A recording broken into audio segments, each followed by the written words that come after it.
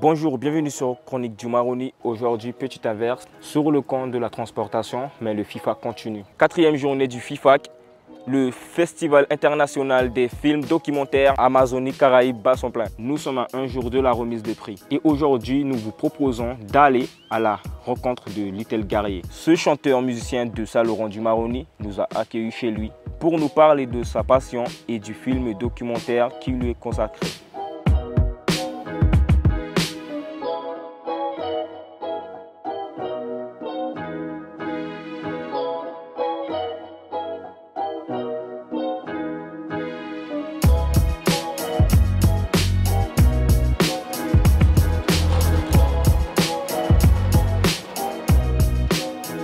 Hey. Je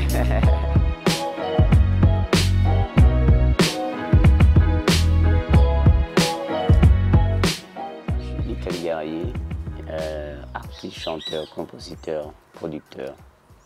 Quel est votre rôle dans ce film de Yanato Diamrod? Alors, c'était un documentaire qui suit un peu la trace de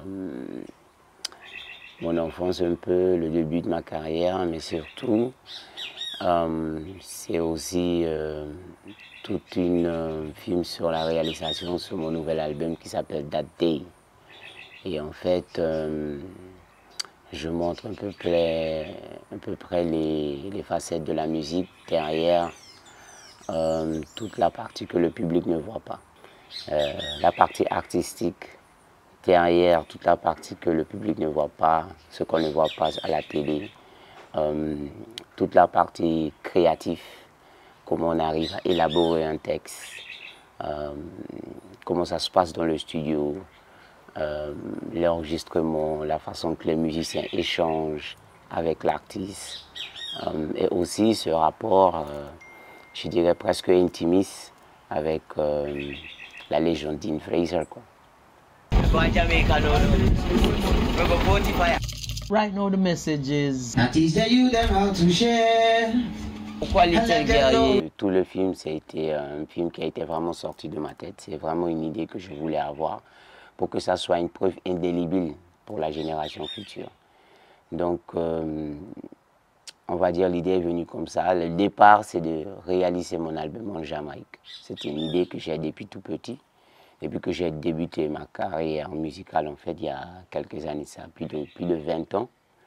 Donc, on est arrivé à ce stade-là où il fallait avoir quelque chose pour que ça soit indélébile, que ça reste dans l'histoire. Voilà, que ça reste dans, tu vois, d'ici quelques années, les gens pourront retrouver ça, quoi. C'est presque pour moi un patrimoine, quelque chose qui doit exister pour que ça serve comme exemple pour la jeunesse. Est-ce que pouvons-nous expliquer votre parcours d'artiste? J'ai 6 albums à mon actif. J'ai commencé dans les années 98-99 en mode sound system d'abord. Et puis après, je suis entré dans une formation reggaematique.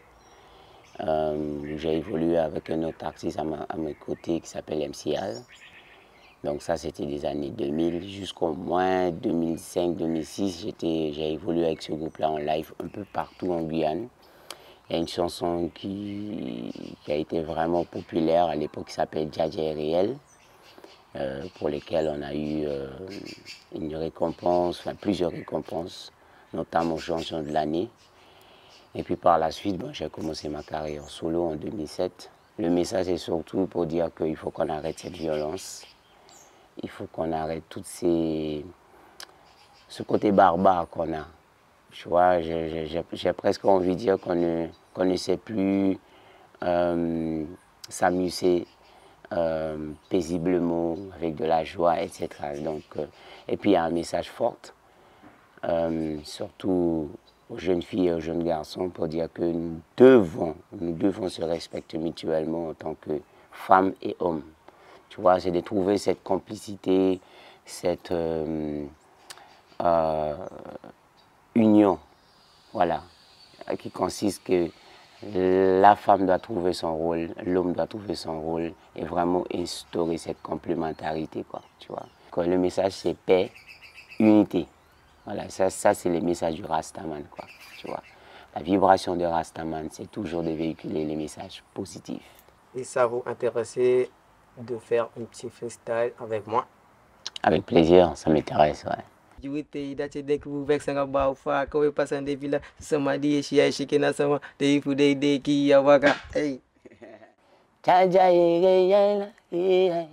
Et c'est lui qui m'inspire. Il me guide et me protège jour et nuit. Oh, je me sens tellement bien quand je suis chez moi. Il ne me manque plus rien quand je suis chez moi, même si c'est bien ailleurs. Et merci encore. Merci à toi. Continue. De retour au compte de la transportation, l'ancien ban de Saint-Laurent-du-Maroni est aujourd'hui devenu un lieu d'échange et de culture, avec notamment le centre dramatique Kokolampu. Derrière moi, ce bâtiment abrite l'association Atelier Vidéo et Multimédia. Chronique du Maroni et la société 5 degrés Nord. Je vous propose d'aller à la rencontre de Felipe.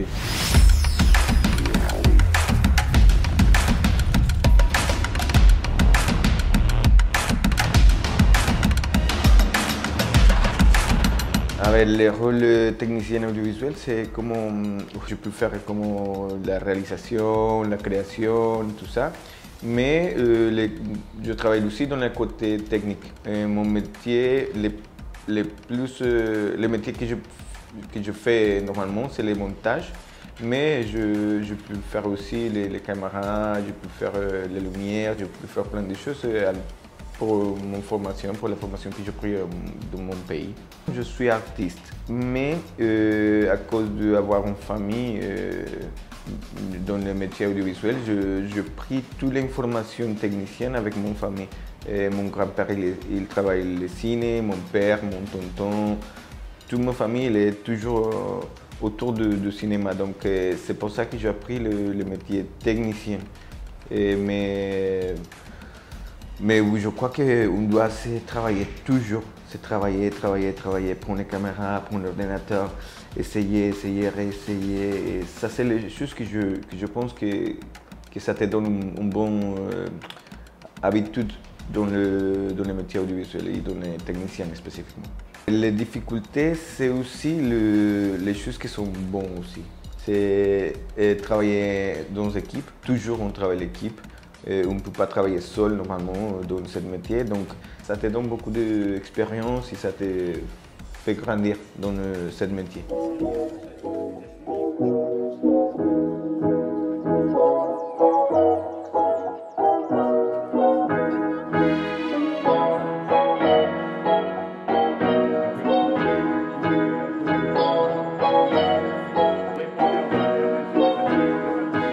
Merci de nous avoir regardés. Demain, n'oubliez pas la remise des prix.